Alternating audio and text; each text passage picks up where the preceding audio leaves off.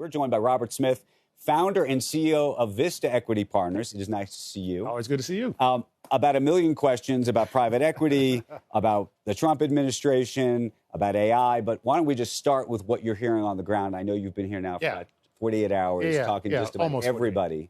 What's the biggest little lesson that you've heard behind the scenes? Yeah, there's a lot. I think one of the most important reasons why I'm here is we completed 15 months ahead of schedule our Edison Alliance phase one, where we basically back in 2021 said we want to digitize and bring 1 billion people online, and 320 efforts, 200 partners, what we call champions, and we accomplished that. Now we're 1.2 billion people, 15 months ahead of schedule. And so people talk about, well, why do you come to Davos? So this is one of the major initiatives that you could not do without the sort of support that you get here, the type of corporate partners, international partners, again, 200 champions from around the world that actually made this happen, that bettered the lives of so many people. Now we got 2.5 billion people more to go. And so we're launching the next phase, which will be for digital AI in these places, using AI in these environments, Africa being one of the central places we want to focus on. So that's all very cool. Yeah. As an old friend of mine says, give me the tea.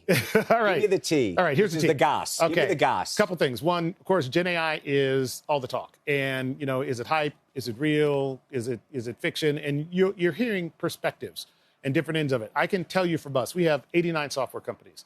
We are making the hard pivot to Gen AI, all of those companies. To Gen AI enable all of those companies. The productivity measures that we are seeing are astounding. They are staggering. And to a great extent, will create a lot of productivity benefits for not only our companies, but our customers and customers' customers. So, okay, but where are we? So I don't know if you heard Mark Benioff before. I didn't, but I know Mark, so I see him. But, you know, there's two sides to this. There's Dario, who was on from Anthropic yesterday, talking about AGI a couple years out that's going to change the world. I mean, revolutionize everything. And then you have Mark saying that Microsoft, and we're going to have Satya Nadella here later, saying that, you know, Microsoft Copilot is like Clippy. And so where are we? Yeah. So while I'll say somewhere in between, I think it's unfair what he said about what they're doing at Microsoft. They have some phenomenal technology in their foundry and how they're driving that. You know, look, you're not going to see everything tomorrow, but I will tell you the productivity measures and things that we are seeing with them and others. And Dario came and spent some time with my CEOs, all of our CEOs, to talk about where we are. We use Anthropic, not surprisingly, OpenAI, and a lot of the other systems out there. It is astounding what you can accomplish. You know, you and I will each have multiple agents working with us, for us every single day. And across our enterprise, 120+ thousand employees, I think the productivity measures are actually going to be, quite remarkable. I'd say closer to where Dario is than Mark. We were talking to Lynn Martin earlier on WEX about just the IPO pipeline. I imagine there are companies that you have that have not been able to exit prior to now that you may want to, given... And by the way, all the U.S. pension funds desperate for these exits because they want their cash back. Absolutely. Right.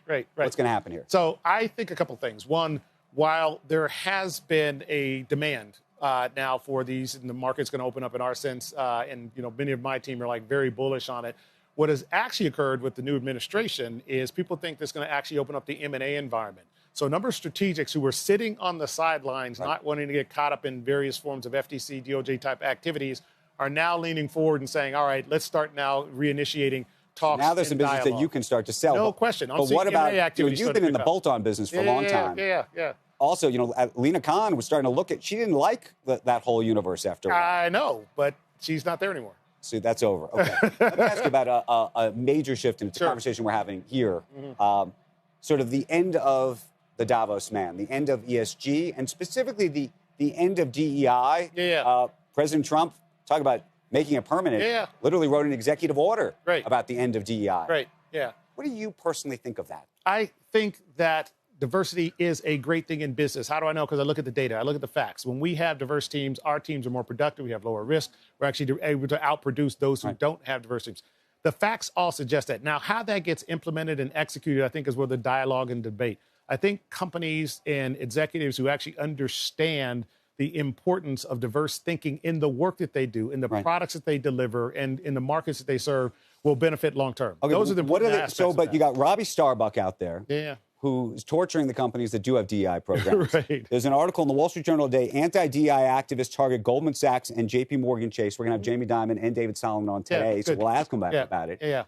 But Both good guys, by the way. Is there a way to? I mean, if you're right, how do you hire under those circumstances? I think they will, like all executives, find the right way to maximize the opportunity. We are all fiduciaries. We're trying to minimize risk and maximize the opportunity. And the data all suggests that. And basically, when you go into the teams, and we see diverse development teams, because we have, we're operating in 180 countries. Right. When you see that, they are absolutely more productive. And you see the work they come up with, and it is astoundingly better. So, look, like all things, we will navigate through this. We will have to navigate through this, and there may be certain laws that change. We'll have to make adjustments to it.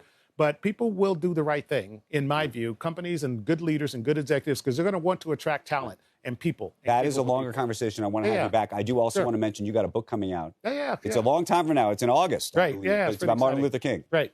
It's exciting. And so it is, if you think about the speeches of Martin Luther King, and what we were actually doing is tracking elements of my life. My mother took me and my brother to the March on Washington some 60 years ago.